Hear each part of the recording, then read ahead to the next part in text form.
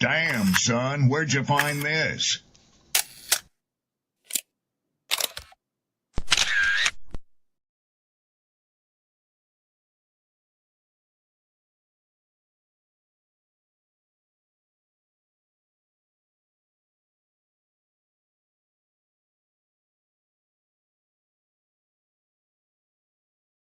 People don't be offended by the truth. They be offended because you called out the truth. Simple as that. They don't want to hear any other narrative that makes them look bad. One thing I can't stand at this big grown age is somebody who act like cause and effect does not exist. Like, yes, your actions caused this outcome. Yes, what you did lit the match. Like, why are you surprised and playing victim? Guys, Chico, they never lie. That's how you know somebody doesn't respect you. They listen to reply, not to be understood. They cut you off. They minimize what actually matters to you. They laugh at your boundaries, and then they call you sensitive when you try to hold the line. They show up late, they cancel last minute, forget the things you've told them, because in their world, your time, your energy, even your voice aren't a priority. They're just an option. You see, there are two kinds of people. Those who adjust when they realize they've actually hurt you, and those who expect you to adjust so they don't have to change. You don't need to be disrespected loudly to be disrespected deeply. Sometimes you'll see it. It's just in their tone, in their patterns, in the silence after you're known. Respect isn't what they say when they're watching. It's how they act when they think you'll tolerate it. By examining his own attitude towards the possibilities of peace, towards the Soviet Union, towards the course of the Cold War. Art muscle. It was a way of making me feel that they were a part of me. You see it on the bridge. Wait, how they get it? If the government had to change the screw in the bridge, they had to shut it down. They got state troopers out there. They got lanes closed. They got their own strange machines. How did they get up there? Yo. Good evening, people. How's everybody doing? Happy hump day. We are here. We are alive. We are healthy. I hope all is well. Shout outs to our poets, writers, producers, actors, singers, dancers, content creators. Shout outs to the subscribers, the new incoming commenters, friends, family, loved ones. Thank you all for being here with us. I humbly appreciate your time, your input. Know what day this is. This is one of those particular segments out of the week where we get away from the Hollywood stuff and the emotional stuff, and we kind of get into more. I won't say it's any different, but it's definitely a direction that we don't really acknowledge a lot of. And I got Sydney in the build. I'm gonna bring her up. You already know the energy. Like, share, repost, let the people know we on. I'm gonna turn it over. I'm gonna be in the comment section with the good people. Back and forth, in and out, you know what I'm saying? So do me a solid, make sure you show some love, questions, comments. I'll make sure they get highlighted. Let me bring this up here real quick. What's up? Hello. How you doing? I'm cool. Nice little brisk evening. What's the word? How you feeling? Pretty good. Just right before this, my kids pulled down our shoe rack, so that we had a whole shelf pulled down. But such as being a mom, that's the type of stuff you're gonna get with having a kid. As a joke little poem that I wrote, sugar and spice can't have anything nice.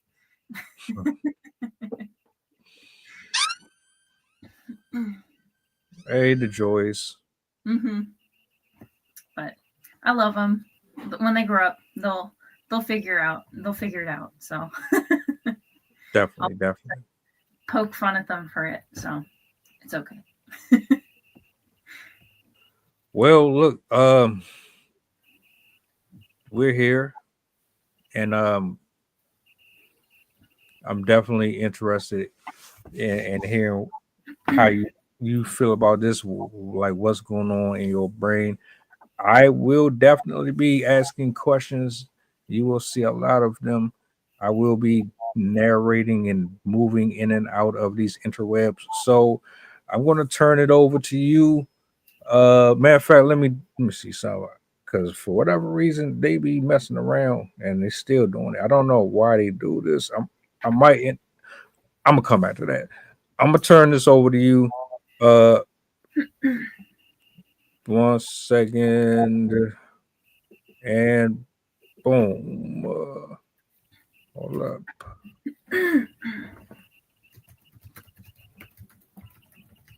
All right. So for today, we're going to be talking about the housing affordability crisis. I really, really wanted to address this problem because, one, this is a really serious problem that I don't think people really realize just how bad it is. But also, it's one of those things that can affect everyone.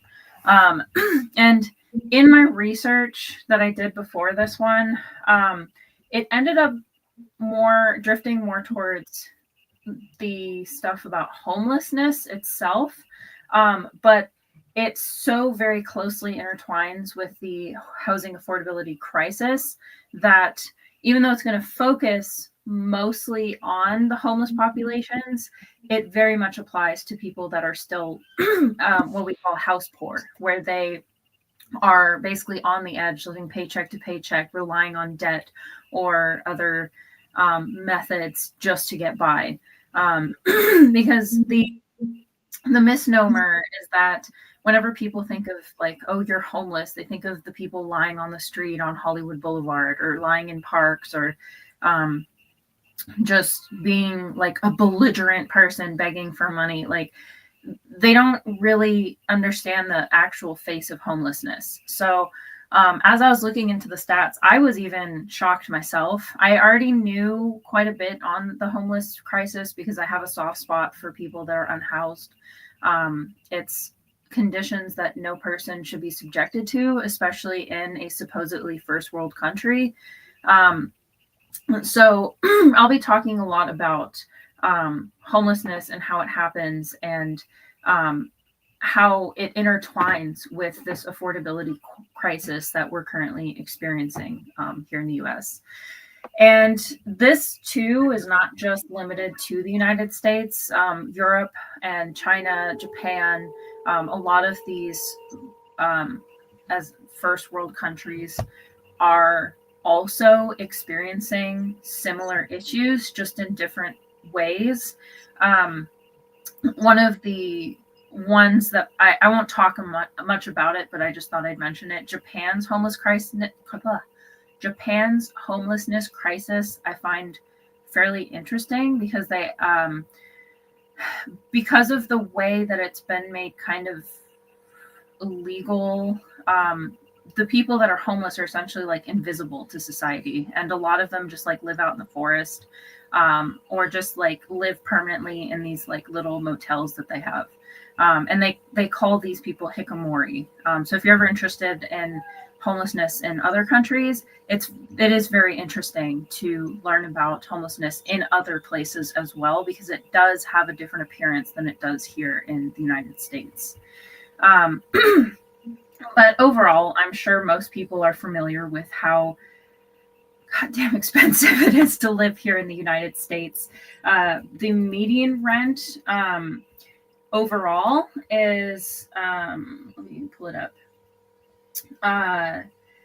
In general, most places fall between 1,500 and 2,500 for rent, but it can go as high as 3,000. Some places are lucky to be as low as 1,000, but most of those states are the places that people don't really want to live in as much, like the Dakotas, Arkansas, Oklahoma. No offense to anyone that lives there, but they are very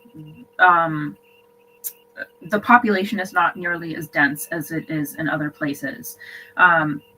The highest density of homeless population is in the states that you probably would have guessed: California, Hawaii, New York, Massachusetts. In California, I believe we have the highest number of homeless individuals. And in New York, it's the highest per capita, so the highest percentage per population, which should not come as a surprise. Hawaii is also the same as New York, where they have the highest percentage per population, which again makes a lot of sense given the fact that Hawaii is wildly expensive and it's a tiny island. So not only do you have poor access to affordable housing and you're competing with all of the vacationers, but you also have very limited access to building anywhere else because it's literally an island. And then obviously we know California has it's very expensive to live in a lot of the big cities. It's not as bad in like the San Bernardino area, the desert regions, the kind of mountainous regions. Although if it's picturesque, it's probably going to be expensive. If it's a big city, it's probably going to be expensive. Here in San Diego, just from my own personal experience, we've toyed with the idea of getting a home, but we cannot afford a home out here. We're lucky to have access to military housing because we would have to be making probably double what we make right now just to be able to get a modest size house. Like literally the only thing we'd be able to afford right now is a 1-bedroom house. And that is ridiculous. You cannot live in a 1-bedroom house with 4 people. So it is a great challenge for people to be able to access housing. And yes, the rich are buying out natives. It's also not just the rich, but corporations. Corporations like BlackRock. There are other corporations that I think Vanguard is another one. They're notorious for buying out entire areas of homes. One of the most, to me, saddening examples of this is when there are wildfires. Oftentimes the people whose homes had been burned to the ground cannot return to the properties that they once owned, because once those fires destroy everything, the land evaluators, I forgot what they're called, they come out and they reevaluate the cost of the land and they basically up the price. And so it becomes unaffordable for people to move back to the place that they've always lived in. This happened in Paradise, California, the one that happened in 2018. This has happened in Altadena. This has happened in blanking on the name of the fire, but it was directly opposite along the coast. Both of those happened in 2023, I believe. But it happens a lot where people get pushed out by a disaster. This also happened in Hawaii. We heard about it with the Lahaina fire as well, where a lot of people that were natives and had lived there for generations were not able to move back because people came and took up plots. I mean, we all probably heard the fact that Oprah purchased over 1,600 acres of land over the span of like 10 years or something. She first bought 1,000 acres first, and then I think she bought another 600 after the Lahaina fire. And I remember there was a lot of conspiracy theories that she started the fire, which it's not true. But it's still a very real problem. Yeah, Dwayne Johnson as well. It's a very real issue, and it's another example of this really intense disparity between the rich and poor. How people are struggling to even pay for an apartment or for a one-bedroom house, or even are living with 3 generations of family members just to afford a single house. Meanwhile, we have wealthy people that have like 3-4 vacation homes that they spend maybe a week at a time in. They have one in the Alpines, they have one on an island, they have another somewhere else, and everyone else is just struggling to get anything. So I started to compile a lot of facts, and as I said, I was pretty shocked actually. I knew the homeless crisis was pretty bad, but the statistics are just mind-blowing to me. From 2023 to 2024, homelessness has increased 18%. And this includes both the sheltered homeless and the unsheltered homeless. Unsheltered homeless is what you would typically think of as a homeless person, someone living under a bridge, someone living in a park, someone sleeping on a park bench, and having no place to go. Whereas a sheltered homeless person are people that have a place, but it's not theirs. So they might be sheltering with a friend, living couch surfing. They might be living in a motel chronically. They might be living in a storage unit, living in their car. There's a lot of ways that somebody can be homeless without actually living on the street. But we've had, and this, granted, keep in mind, this is reported. This is 18% of people that they found in a survey. People go out and they count homeless people and they see how many people are out there. They do it based off of like people checking in for services, people reporting it on taxes or whatever. So there's probably more because you're not going to catch everybody. So it is likely that there could even be a higher rate of homelessness than they're even finding and reporting. But the general accepted statistic is about 18% of an 18% increase from 2023 to 2024. And sadly, the number of children experiencing homelessness grew by 33% from 2023 and 2024. There are almost 150,000 children that are living in homelessness. And first-time homelessness has increased 23% since 2019, which is also quite shocking because typically, or more traditionally, people who are homeless are chronically homeless, like their parents were homeless, they ended up becoming homeless as a teenager, maybe they got a house and then they lost housing again. But the first time homelessness has increased almost by a fourth. And just to also give you numbers, there are in the United States right now, there are roughly 770,000 homeless, sheltered and unsheltered people. More people that kind of thankfully are considered sheltered, so they do have a place to go.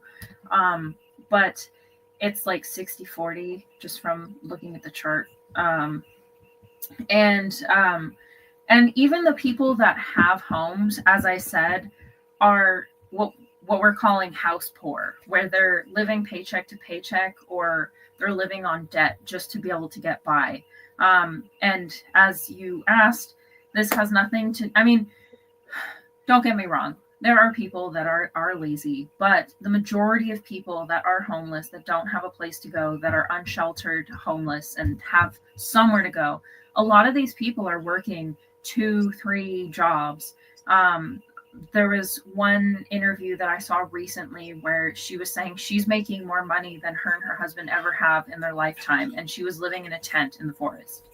And she did that because she couldn't pay for food. She couldn't pay for her car. She couldn't pay for any of the necessities that she needed because all of it was going to her house. There's a high percentage of people that are spending 70% or more of their income on just housing. And we all know the cost of everything else, the cost of owning a car, the cost of insurance, the cost of food, the cost of necessities, having to, like, you need to have good hygiene to get by in life. You need to have proper clothes. If you're working, you can't show that you're poor because they'll fire you just because you look poor. There's a lot of demands that we have to do to get by. And not to mention all of the bills that you have, electrical and lights and heat and gas and air conditioning and all that stuff. It's incredibly expensive just to live. And so if you have a house, this is magnified, because then you're also going to have to pay for landscaping, because most areas, if your house gets out of order in the front or the back, they'll come and take your house. They'll come arrest you. They'll do all sorts of things just to make sure that you have a nice looking house. And it like some places now, there's a huge rise in HOAs, housing something associations, where they basically mandate what your house has to look like, what kind of concrete you're allowed to have, what kind of color you're allowed to paint your house, what kind of tiles you're allowed to have on your roof. It gets really ridiculous. That's a whole other can of worms. I could totally talk about it in another episode of just how insane some HOAs are. Like, your plants have to be a certain height. You have to have a certain, like, it's ridiculous. But again, it's there's so much there that I could spend a whole episode just talking about how stupid HOA is. And they can be really, really bad.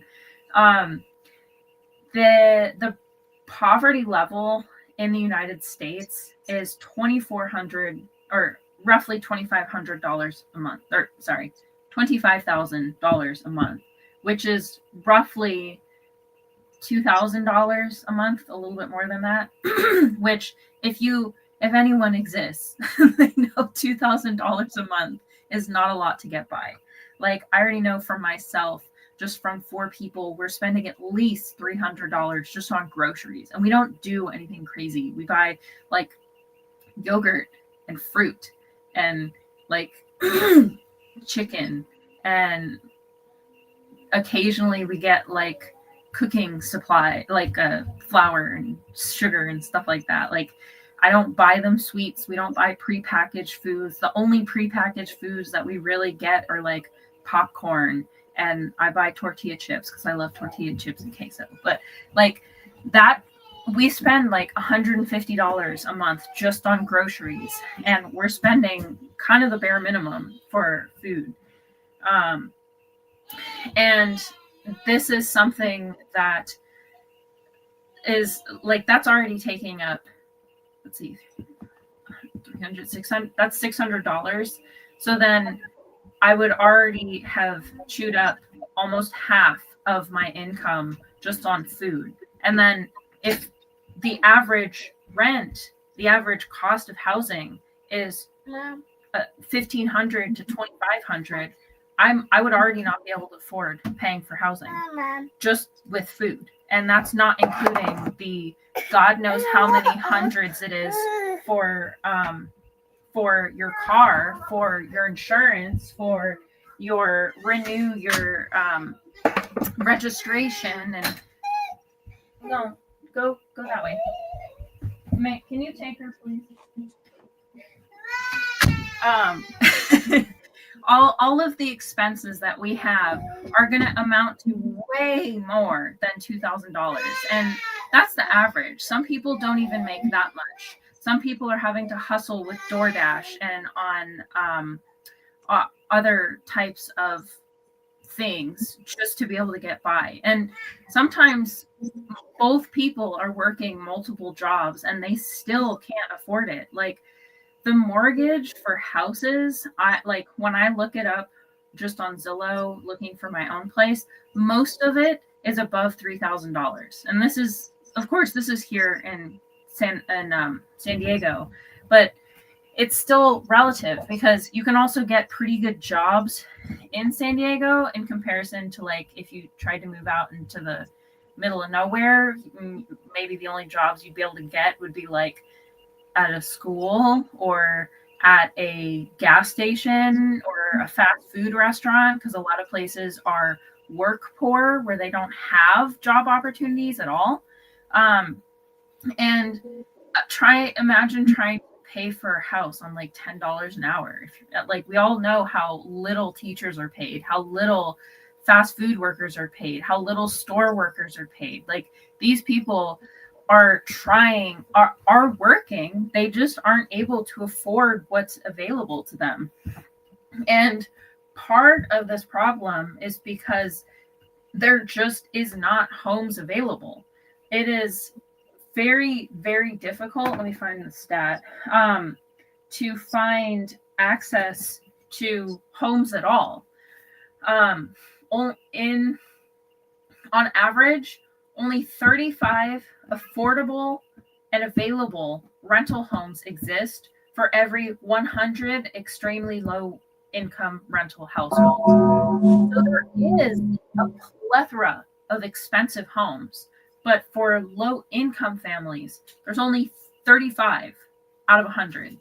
So you're going to be very lucky if one even comes onto the market, because if you think about it, people that are low income, if they get housing, they're not going to be moving. The people that are moving from house to house, those are the ones that are wealthy and can afford to. They're going to be able to hop from house to house and on a whim, like, oh, I want to live in this place now, I want to live here. They're going to be able to afford it more effectively. Though I will mention, we are seeing a higher rate now in the last year of people that are in higher income levels also not being able to afford their homes. People who are millionaires not being able to afford the homes that they live in because property rates, tax rates, and the insurance costs are all going up. Not only are insurance costs going up because of perceived risk, as natural disasters happen more frequently, flooding, storms, earthquakes, volcanic area, that's not as big, but like the big ones are really like flooding and storms. It's increasing insurance costs across the board. Oh, and fires as well. If you live in a picturesque region, you know that insurance is going up. If there's a fire even nearby, even if it's not even close nearby, your insurance is going to start going up because you're still in a high risk area. It also has been increasing because of higher density. More people are moving from locations, like people aren't wanting to live in the middle of nowhere anymore. More people are moving out to cities. They're trying to live on the outskirts of cities.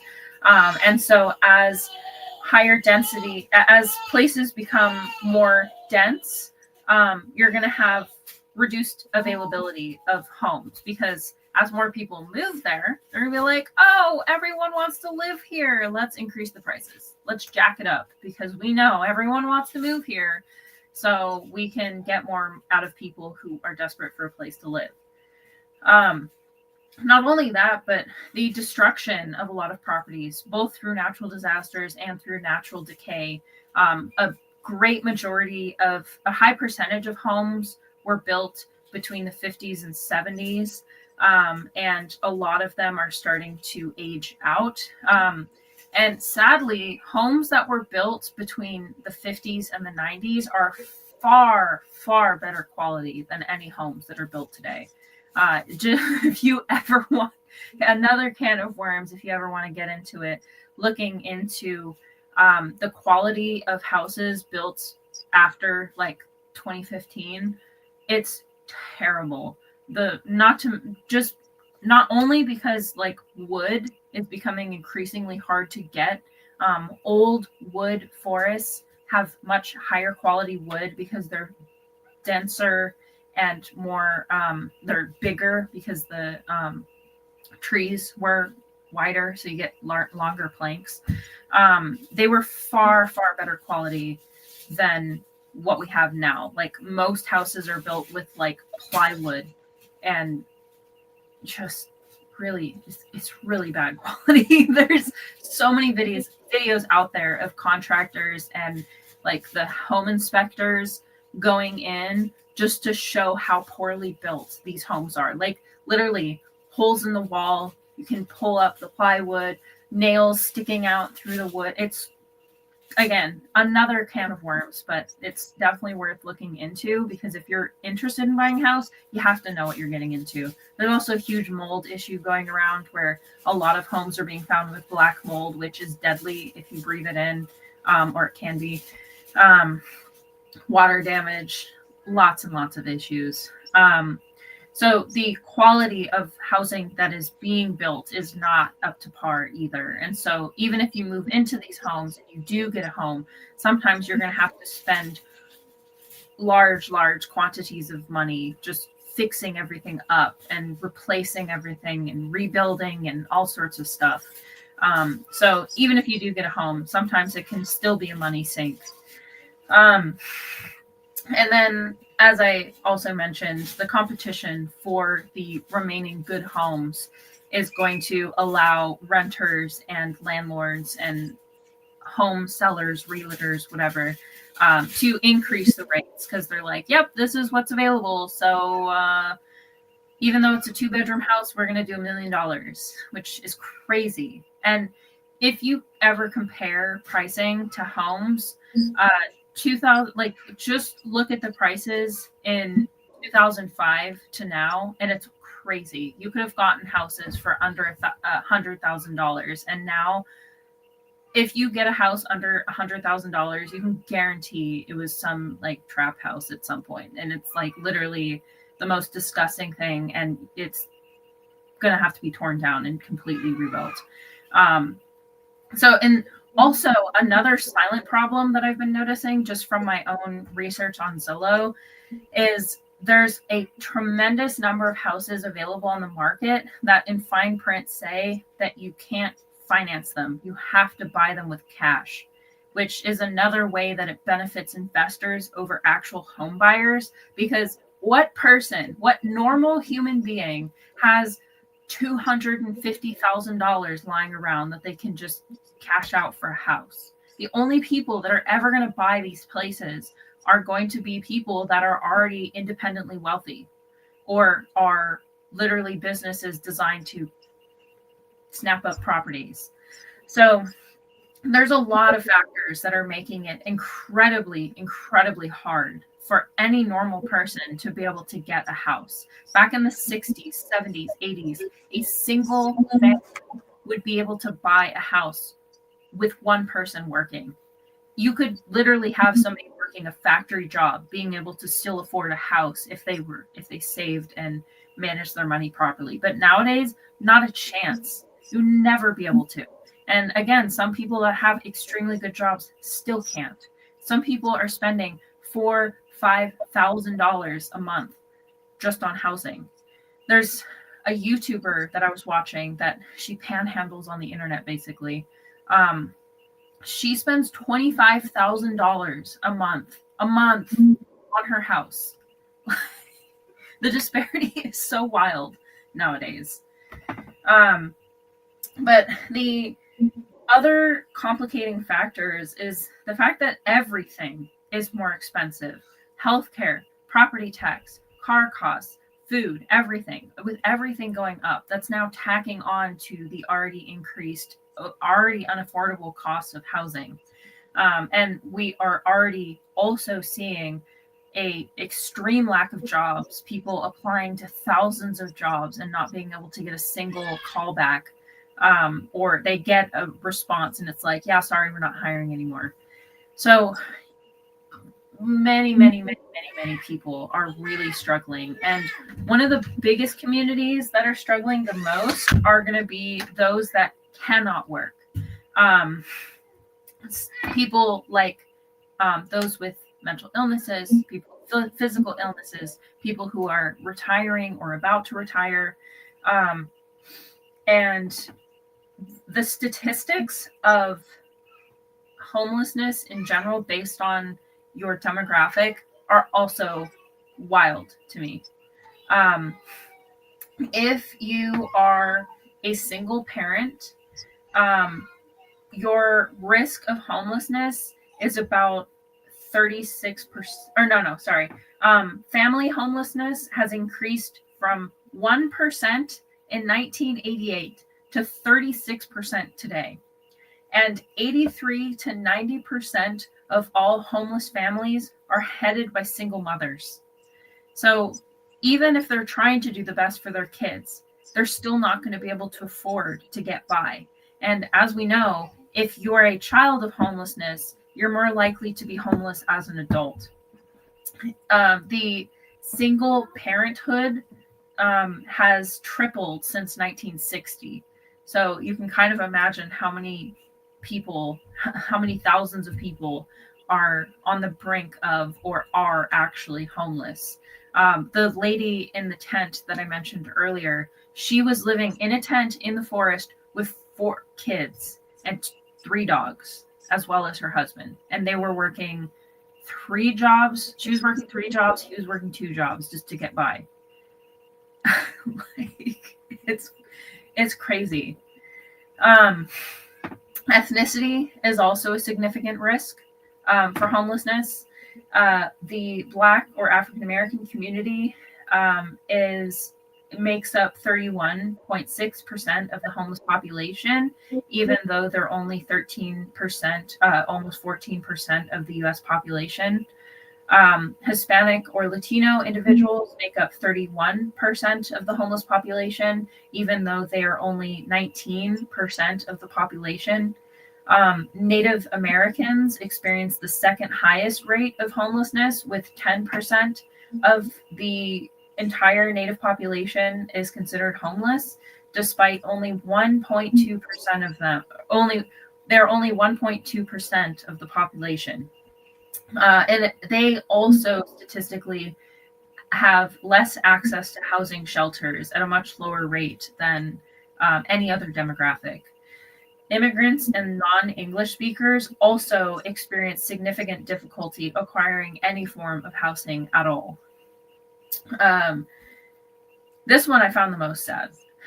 38% of domestic violence victims become homeless at some point in their lifetime. 90% of homeless women have experienced severe physical or sexual abuse at some point in their lives. And 70% of mothers in homeless families have reported being assaulted by a family member or somebody that they knew. And 1/4 of homeless children have witnessed violence at some point in their life. So the sad thing with the abuse situations is sometimes it's the abuse pushing people out onto the streets because they are basically choosing to become homeless over the risk of that violence. But also, once they're on the street, or the choices that they make to become housed, people that they move in with, they're more likely to be abused because of that. And so it's a vicious cycle where if you've been abused, you're more likely to end up on the streets. If you're on the streets, you're more likely to be abused. And obviously that has its additional complications, because drug addiction, we all associate that with the homeless population. The statistic that's always sat with me, I learned this years ago, I think in college, even though drug use, of course, can increase the likelihood of becoming homeless, because obviously it's harder to hold down a job. You're more likely to miss out on rent or other things that you need to do to maintain the house. Your house is more likely to fall apart because you're not maintaining it. You can't keep up with it. But statistically, more people start using drugs and alcohol to cope with them being homeless, and don't actually start off as an addict. They end up as an addict because they ended up on the streets. And one study in California found that 33% of homeless individuals report regular use, even though 21% of those people who were interviewed for that survey want treatment. They just don't have access to it. So even though a lot of the people on the street don't actually want to they obviously they don't want to be there, but they don't want to be using the substances they feel like they have to, because one, I can't even imagine, like, I don't want to imagine the type of stuff that people are exposed to. Watching people die, watching people be abused, them being abused themselves, not having access to food, not having access to warmth or kindness or healthcare, anything really. They don't want to use, but they use to escape. I mean, I can understand that. I had an issue smoking, and obviously that's a minor addiction in comparison to something like fentanyl and stuff like that. But I had my own minor addiction when I felt like I had nothing going for myself in my life, and it was hard for me to quit because it was just the only thing that made me feel good. And so I can totally imagine why somebody would turn to alcohol or drugs to escape that type of situation, just to forget that they're there for just a little bit. And sadly, this makes it so drug overdoses are the leading cause of death for homeless individuals, which is incredibly tragic, especially the fact that most of them probably don't want to be doing that. And not only is it also is another vicious cycle, because even if they want to get out of their situation, oftentimes they can't, because a lot of housing programs require sobriety as a prerequisite. And so you basically have to stop using drugs and alcohol to access the services that can help you not be homeless. But you're using those drugs because you're homeless, and it's obviously incredibly hard to seek help for drug addiction, alcohol addiction, if you don't have health care, and you can't get health care if you don't have a house. A lot of these places that offer health, medical care, and jobs and services that you need require an address. And how are you supposed to get this care if you don't have an address? So it's ridiculous that there's these programs available, that there's ways out, but the access to the way out is not accessible to people without a house. It's crazy.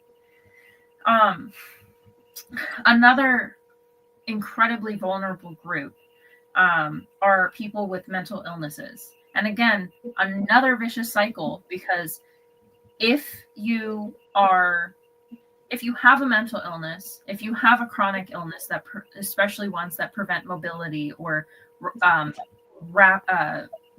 increase your healthcare costs, you're more likely to become homeless.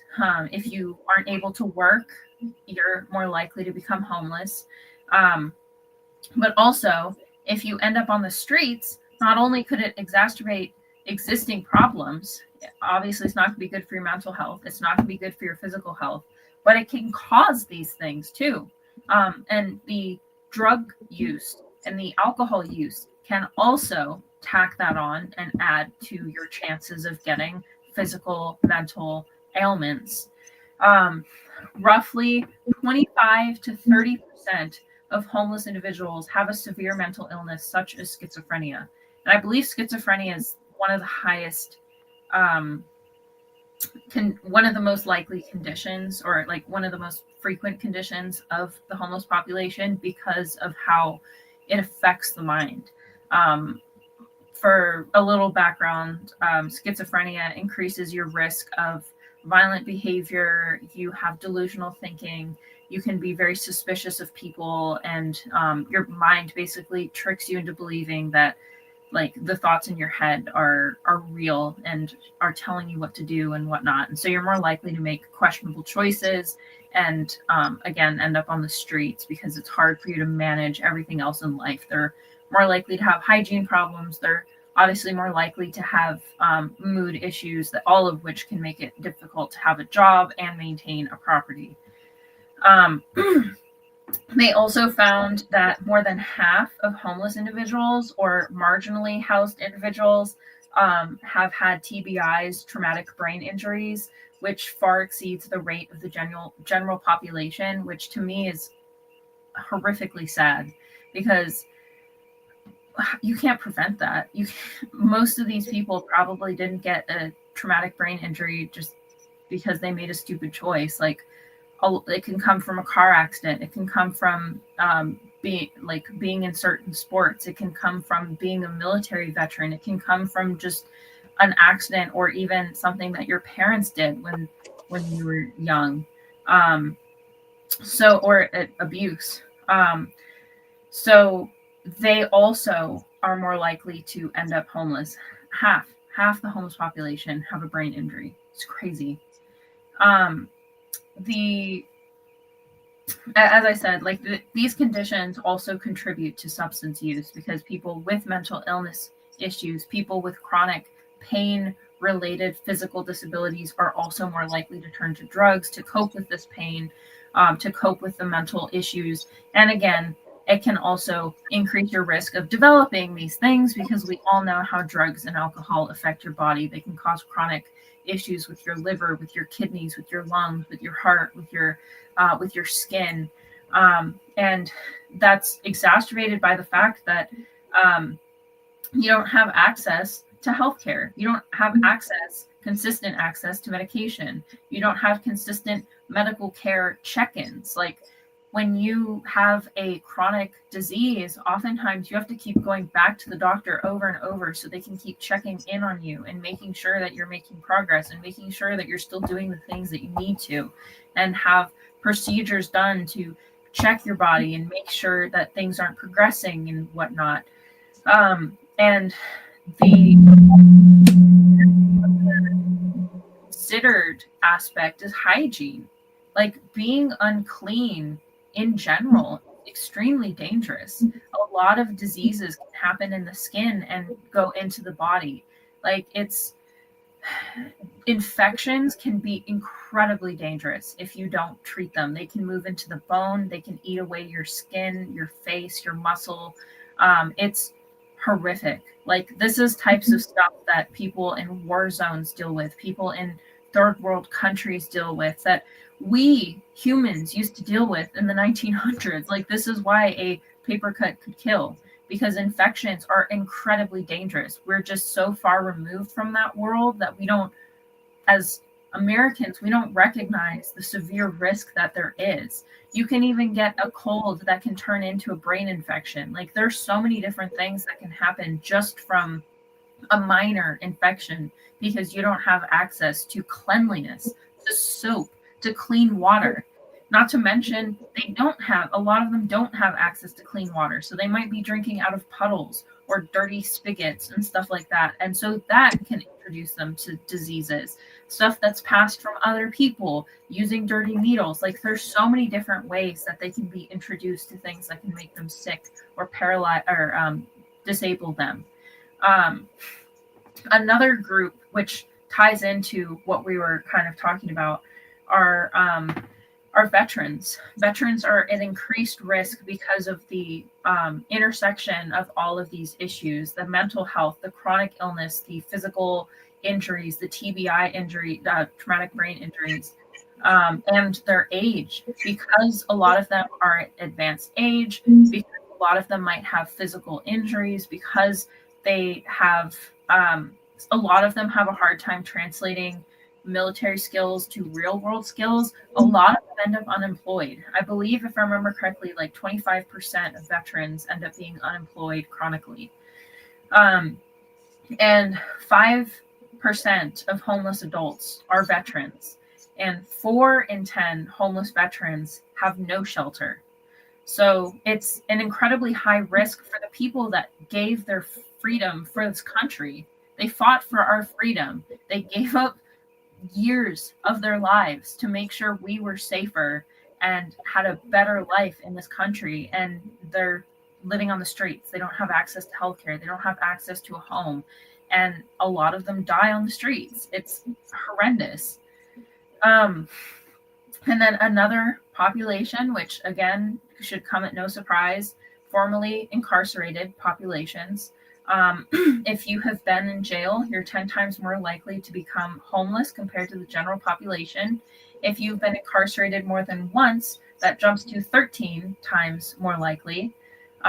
If you are, and again, another vicious cycle, if you have become homeless after being incarcerated, or even without being incarcerated, you're at risk of being reincarcerated, because a lot of things that homeless people do are labeled as illegal. Sleeping in public spaces, panhandling, public urination, public intoxication. Sometimes they might use theft to get food that they need, breaking and entering, or just being in places that they shouldn't, like accidentally trespassing.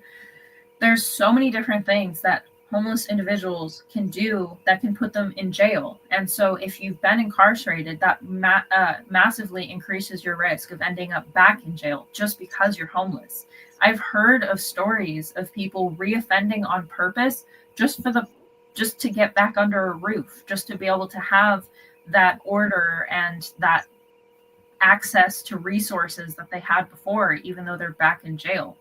And even people who have been incarcerated and reformed their behavior, they still are at higher risk. They're 4 times more likely than the rest of the population to end up homeless again. So a lot of these people are ones that already deal with stigma and already have a hard time getting by in society. The last group that I'll mention, or there's 2 more groups that I'll mention. People that are on the LGBT spectrum are this one was crazy to me, 120% more likely to experience homelessness than non-LGBT peers. They make up 40% of all youth that are experiencing homelessness, despite representing only 9% of the overall population. And a lot of this is because they're at a higher risk of being exposed to abuse or being kicked out by their family just because of who they're choosing to be. And it also, they're, even after they're homeless, they're more likely to be victimized because of the way that they are, the way that they live. Oftentimes, not always the case, but sometimes their appearance can lead to them being stigmatized. They often can be stigmatized when they're even trying to get back into housing. And they also are, as I said, when you're exposed to abuse, you're more likely to end up in situations that replicate the conditions that you've lived in before. And then lastly, the population that I see the most right now is the advanced age population, those people that are reaching retirement or have hit retirement. Some people are working into their 80s and 90s just to afford their housing because they don't have access to housing any other way.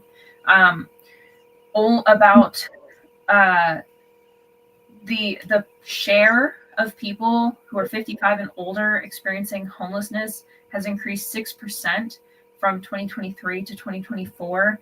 And currently they make up about 20% of the homeless population, which is crazy. And in the videos that I've watched, they're literally old people, like in their 80s, living outside in tents together because that's the only option that they have. And they're still working. It's crazy how many people are still working while also being homeless. Some of the big problems with this. And before I forget to mention, with veterans, the one good bit that I read was that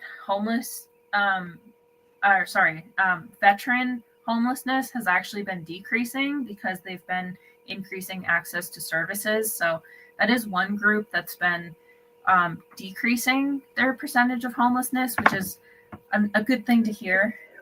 But again, we've also seen it. Go on out for a sec. I'll be almost done. Where is that? I don't know. Go ask Dad. rate of homelessness everywhere else is still increasing. And a big component to this is the fact that the population is not being served resources that meet demand. There are not enough response teams. There are not enough, as I said, affordable housing. There aren't enough homeless shelters. There aren't enough food banks. There aren't enough health services for people that are homeless. There isn't enough kindness for homeless people. Like, we still see day to day people being mistreated, being kicked, being spit on, being like had things thrown at them because they just happened to be sleeping on the street because they didn't have anywhere to go. Another huge issue, which is much more recent, is people are disappearing.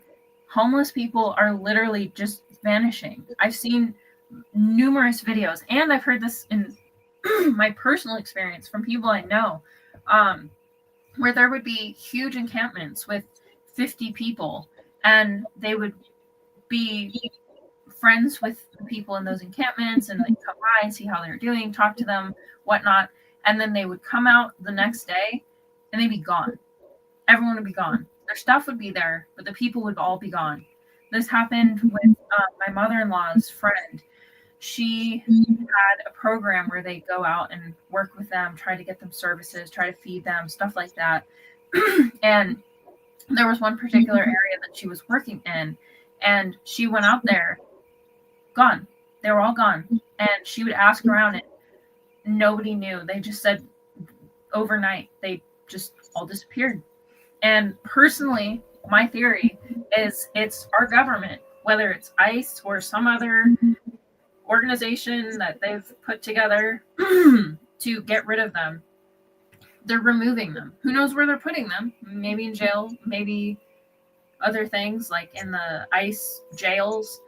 But they're literally being disappeared in the same way that immigrants are being disappeared.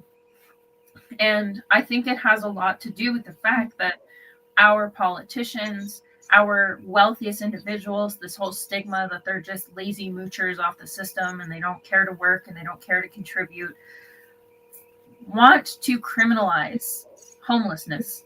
They literally think that they're a scourge on society, a waste of space. And as we saw from that wonderful man on, was it Fox News or whatever, said that he would be cool with euthanizing homeless people, which unfortunately that's not the only person that holds that sentiment. This is a common theme, common thread in the wealthier communities, that they should just be exterminated because it would be more humane than, taking care of them and giving them stuff that they need. I think it was either Finland or Norway. They solved their homelessness crisis by building them houses, seeing how many people they had and building them houses and getting them resources. What a crazy idea. But of course, they don't want to do that because homelessness is a great way to take advantage of people. It's a great way to make sure that you get more and they get less.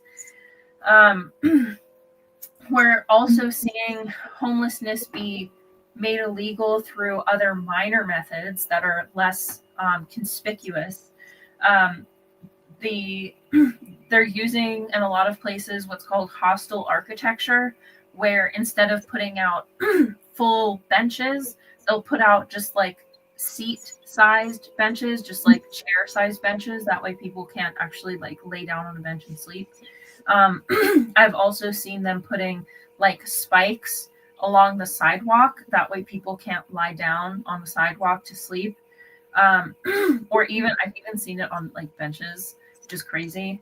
I also, as I just said, we shame people who are unhoused and blame them for their condition, even if it has nothing to do with them. We say that they're not working hard enough, even though they're working 3 jobs and still door dashing. And then the stigma also massively increases your likelihood of staying homeless, because if you're homeless, it's hard to get a job, if you're homeless, it's hard to get future housing. If you're homeless, it's hard to get health care. If you're homeless, it's really hard to get other services. And then, of course, if you have other issues tacked onto that, mental illness, health issues, drug issues, stuff like that, you're also drastically less likely to get any of those services as well. And also with drugs, with mental illness, with TBI, you don't even have the mind to be able to do that. A lot of these people can't, like, they might have a mind of a child. They might just not have a very good understanding of the world. They might be like out of it. Like, we've probably all seen what it's like with somebody that has dementia, or somebody that had been in a car accident and had a brain injury, or someone who had a stroke and survived but had damage. It can be very hard for them to exist, to do things, to function. They might have a hard time walking or talking, or all sorts of other complications. And imagine trying to navigate a complicated system while also being majorly disabled in certain ways. It can, and then also, if you don't have a place to go, you might be jumping from place to place. Like, if you're couch surfing, it can be really hard to be consistent with the things that you need to do, and it can make it harder for you to have access to services, because a lot of them require consistency. And children of parents are more likely to be taken away from them instead of having the system work with them to get them into housing. So instead of being like, oh, we have this family with kids, let's get them housing, they're more like, let's put the kids in foster care and let the parents deal with it. And I have experienced this myself, not to that degree, but when I moved, my husband went to his boot camp and his training, and we had to go to Illinois, Chicago. And while we were there, I had to stay in a long-term motel, like a extended stay. And while I was there, I got a notice from CPS saying that they were investigating me for child abuse because they had listed me as homeless. The place that I had been living at my mom's house, they'd been sending mail to, and I also had to stop going to his doctors. And so they reported me to CPS saying that I had disappeared with my child, and they had no contact with me, and they didn't know where I was, and they couldn't get any mail to me. And so they had been searching for me, and then they finally found me in Illinois. So they issued me a thing, and I had CPS show up at my door to make sure that I was taking care of my kid. And it ended up turning out just fine for me. Obviously, I still have my kids and everything like that. And it was kind of a humorous experience in one respect, where the CPS worker showed up, she interviewed me, she interviewed my kid, she saw where they're living, she saw how I was dealing with him and everything like that. She's like, I don't see any problems here. And she literally walked out of the room, and I could hear her through the door. And this was also partially because of my therapist and something. I had one of those therapy apps, so it wasn't an actual therapist. And so she was the one that kind of started this whole thing. And I heard the CPS on the phone saying, fucking therapist wasting our time. And she was just screaming at her supervisor, this is so stupid. Why would you do this? She's not homeless. She's blah, blah, blah.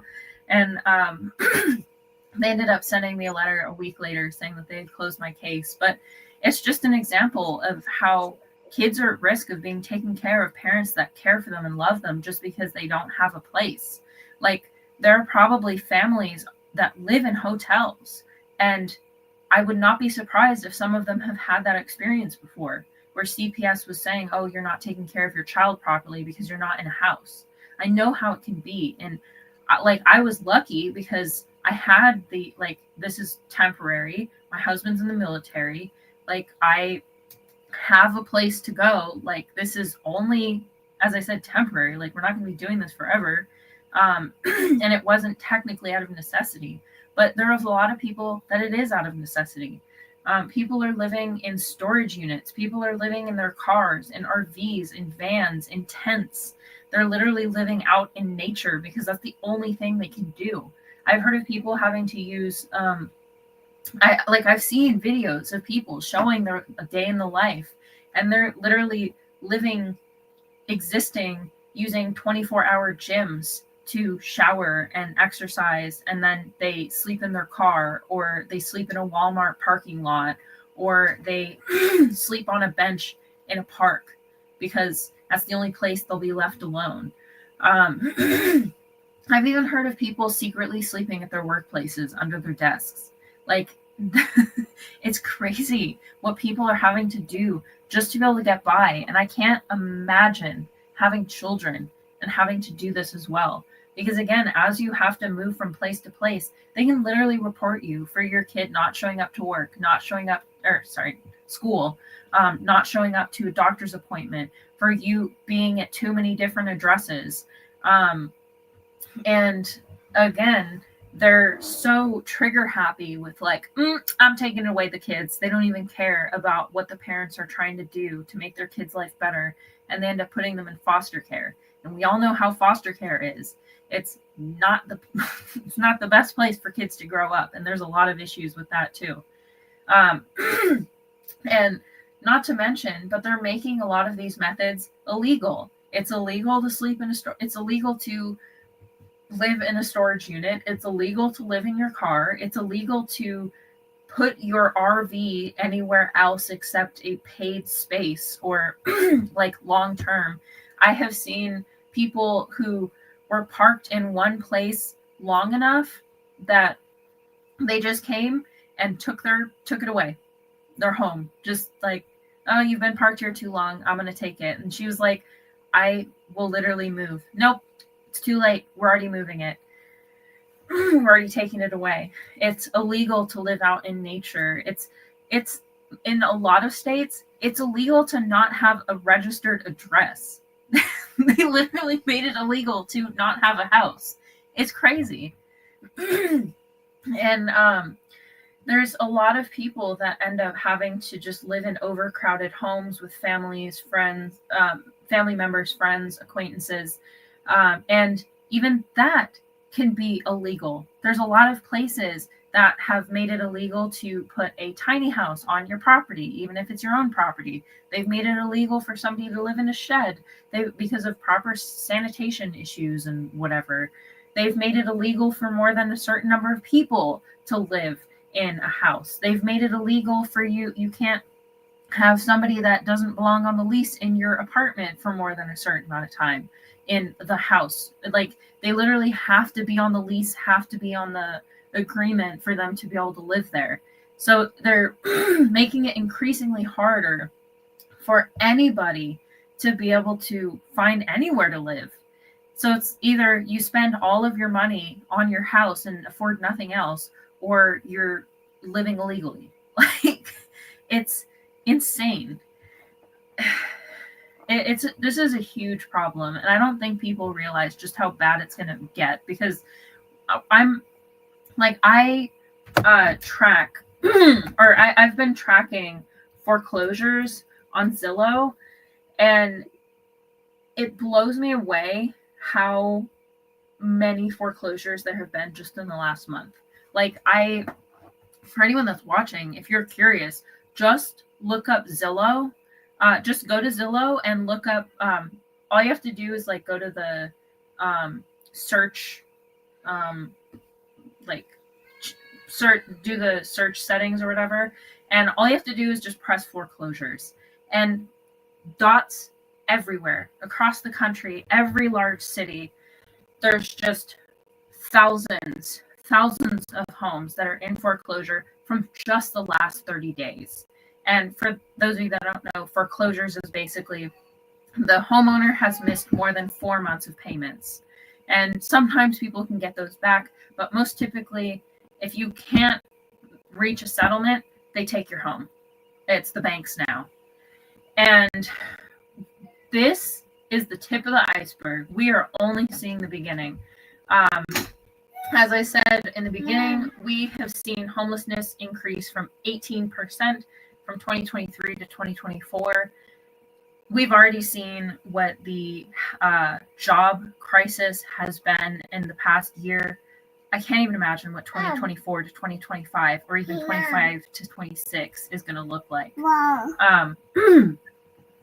And as I said, there's nothing in it. I'm sorry. The poverty level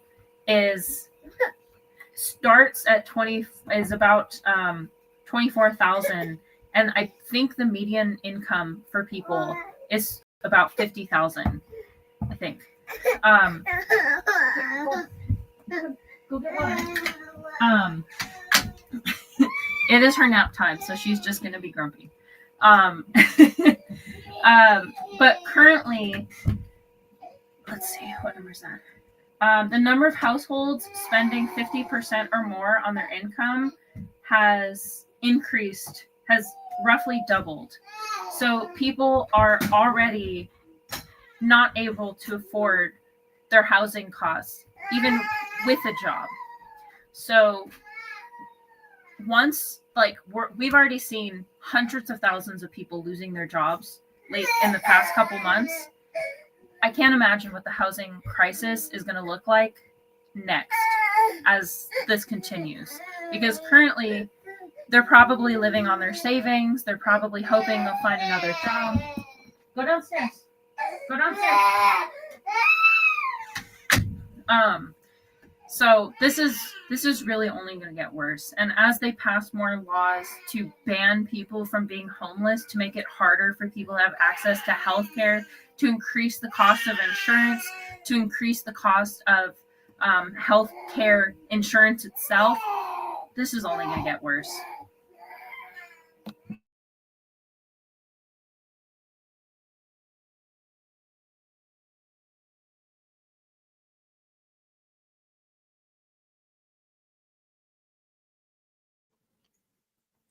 She unpacked a lot.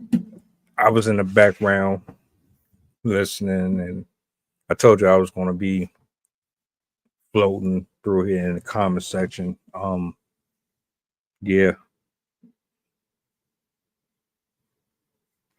I hate to say it, but I agree. It's not going to get any better. And I'm not really going to throw nothing else extra in there. I think you pretty much said everything that needed to be said here. I don't care if they call you frugal. Be frugal. Save your money. Invest. Mm-hmm. I don't know. I don't even want to be in the city because the city is way too expensive, and they're exploiting the fact that it's a tourist attraction, and that's where all the fun is, allegedly. The museums, the clubs, the restaurants, all that stuff. So, I mean, hey, to each his own with that. But you did your thing. Thank you. And it's crazy because there was more stats that I could have even put in, but this was already a lot. The one stat I didn't say was they did a survey of the entire United States, and not a single city in the United States, small town or otherwise, large city, had enough permanent housing to meet the need of all of the people in those cities. Nothing in the US had enough. That's wild, man. That's wild. Mm-hmm.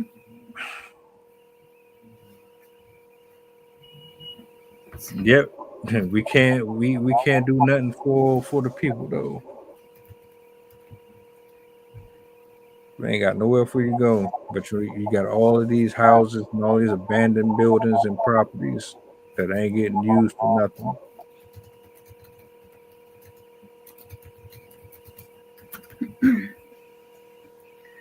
So it looks like the average salary of a person in the United States is $66,622, The average income you need to afford a house in the United States is $14,000 to $17,000.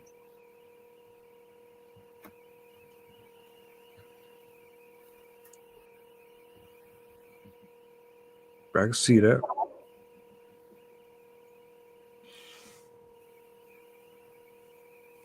Take on 2-3 more jobs Per person. Yeah. Bring back child labor, make them work for their keep. I'm Pretty kidding. much. Yeah.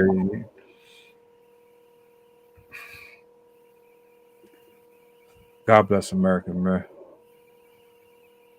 God bless poor America. For real, right now, because there's a lot of people out here in this cold trying to make it work. And we complaining. Not us per se, but there's people complaining. But look, I ain't gonna keep you. Thank you for sharing your information, and just this portion of the week is always important. I hope y'all got something from it. I was definitely tuned in from start to finish, and I'm gonna chop this up, and I'm definitely gonna be sharing it out. Any final words before we close out? First, I want to thank Roman for showing up, and definitely school indoctrination is a huge issue too. They're hiding quite a lot through how they teach. They hide a lot of history. They hide economics. They hide how to understand facts in the world and whatnot. I'll definitely have to do an episode on that too, because there's a lot to unpack with that. But also, to anybody that might be experiencing homelessness or is experiencing being house poor or has been put into a difficult situation because of the affordability crisis, my heart goes out to you. I'm not as deep into it as some people are. I've been very, very lucky in having a supportive family that's been able to help me. And of course, my husband's job also affords us a lot of resources that other families don't get. But I need you guys to know, like, my heart is with you. I feel how hard it is for people out there, and for anyone whose mental health is being affected by this crisis. I just want you to know, please don't give up. Your life is worth it. And I know this is a really, really scary time to be in, but even though it seems it definitely is going to get worse, I think it's going to get better in certain ways, because we are going to start realizing that we need to come back to community, that we need to stop funding all of these rich a-holes that are stealing everything from us. And we're going to start seeing in the coming years an increase in people supporting each other, people supporting their communities, their families, through churches, through local resources. This was something that people saw during the Great Depression. People started coming together to do farm cooperatives, to help each other get properties. As you brought up, there have been people that have been buying land so they can put housing for people, access to housing on their property. And there are still good people out there. This, of course, this isn't going to get better in one respect, but in another respect, this is going to bring people together. And I have hope that we'll start to make a better country, knowing all of this and seeing all the damage that the wealthy corporate greed has done to us. And so even if it does get difficult, I think it's going to create a new world that will be better for us, as long as we don't keep funding these people. But I pray for everyone who's going through these situations, that you stay safe and that you eventually do find that housing that's right for you and your family. And with that being said, I want to give a shout out to the people in the chat. Y'all enjoy the rest of your evening. You enjoy the rest of your evening. We'll be back tomorrow. And Drop safe, stay warm, and till next time.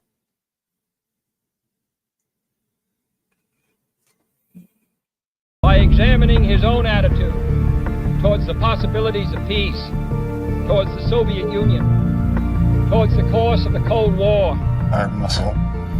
It was a way of making me feel that they were a part of me. You see it on the bridge. Wait, how they get it? If the government had to change the screw in the bridge, they had to shut it down. They got state troopers out there.